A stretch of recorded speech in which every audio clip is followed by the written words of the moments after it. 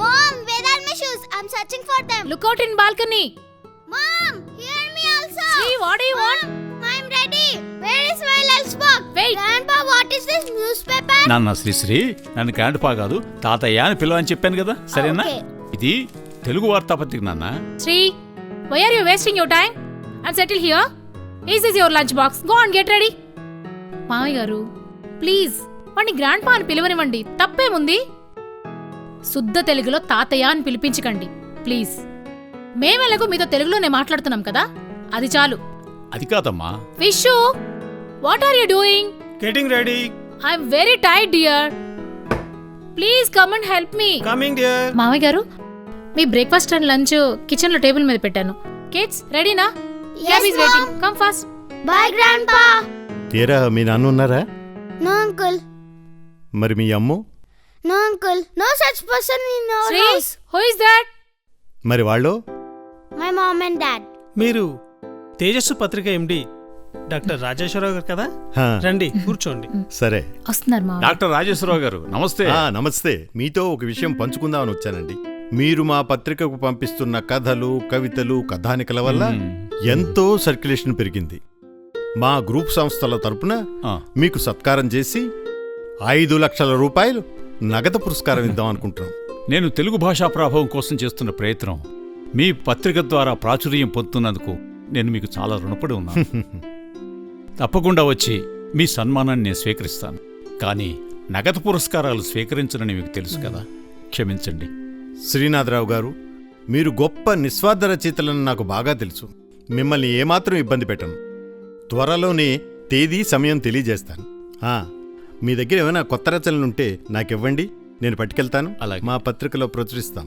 అయ్యా ఇవ్వండి. ధన్యోస్మి. నాన్న, మ్మ్. మీరు ఆ నగదు పురస్కారం 5 లక్షలు తీసుకొని ఉండాల్సింది. మంచి ఛాన్స్ మిస్ చేశారు. అది కాదు మామయ్య గారు, మీరు ఆ డబ్బు తీసుకొని ఉంటే దేనికో దానికి ఉపయోగపడేది కదా. మా ఇద్దరికి వచ్చే జీతాలు ఇంటి ఈఎంఐలకి, పిల్లల ఫీజులకి, ఇంటి ఖర్చులకే సరిపోతున్నాయి. ఆ డబ్బు వచ్చుంటే ఏదో అప్పులు కట్టుకునేవాళ్ళం కదా, అదే ఆయన అంటున్నారు. అయినా ఎందుకు పనికిరాని ఈ రచనలు, సాహిత్యాలు దేనికి? హ్మ్? డప్పు కొట్టుకోవడానికా? ఏదో మ్మ్. దేవుడి దయ వల్ల మీ ఇద్దరం సంపాదిస్తున్నాం కాబట్టి మీకు 2 పూటలా ఆ ముద్ద నోట్లోకి వెళ్తుంది. లేకపోతే మీ ప్రిన్సిపల్స్ మీకు ఒక ముద్ద అన్నం పెట్టకపోగా ఈ సోకాల్డ్ తెలుగు రచయిత గారు అడుక్కు తినాల్సి వచ్చేది. అవునరా, నిజమే. నేను అడుక్కు తినేవాణ్ణి.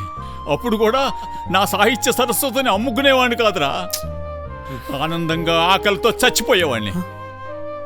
ఒరే విశ్వం, నీ గుర్తుందో లేదో, నేను ప్రైవేటు ఉద్యోగం చేస్తూ నాకంటూ ఏం మిగిల్చుకోలేదురా, ఒక్క సాహిత్యవేత్త అనే పేరు తప్ప. అప్పుడు కూడా నా సాహిత్య సంపదను అమ్ముకోలేదురా. కానీ మీ అమ్మను బ్రతికించుకోలేకపోయాను. తను బ్రతికుండగా ఒక్కరోజు కూడా నీలా మాట్లాడలేదురా. విశ్వం, తెలుగు నా మాతృభాషరా, అమ్మ భాష. అమ్మని పోషించుకోగలం గాని అమ్ముకోలేనురా. నా చివరి శ్వాస ఉన్నంత వరకు తెలుగు భాషా ప్రాచుర్యానికి రక్షగా నిలుస్తాను. నేను మీకు భారం అయితే చెప్పండిరా, నా దాన్ని నేను చూసుకుంటాను. నా తెలుగు భాషా అభిమానులు నాకింత పిడికడు ముద్ద పెట్టకపోతారా? నాకింత పిడికడు ముద్ద పెట్టకపోతా? విశ్వం, విశ్వం, రండి సార్.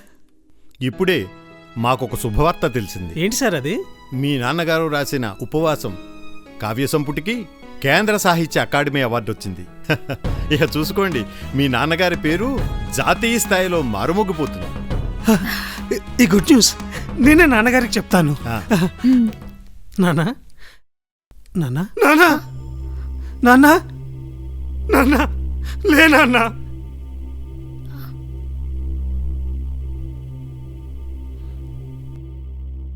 విశ్వం, ఆయన మనకిక లేరు. నాన్నా, సారీ నాన్నా, లే నాన్నా, నాన్నా, ఐఎమ్ వెరీ సారీ నాన్నా. ఇంకెప్పుడు అలా మాట్లాడాను నాన్నా. నాన్నా, నీకు కేంద్ర సాహిత్య అకాడమీ అవార్డు వచ్చింది నాన్నా. తెలుగు భాష కీర్తి ప్రచురిల్లాలి, మళ్లీ స్వర్ణయుగం రావాలి అంటే శ్రీనాథుడు, దేవులపల్లి విశ్వనాథుడు, శ్రీ శ్రీ దాశరథి, సురవరం లాంటి మహాకవులు మళ్లీ పుట్టాలి, మళ్లీ పుట్టాలి.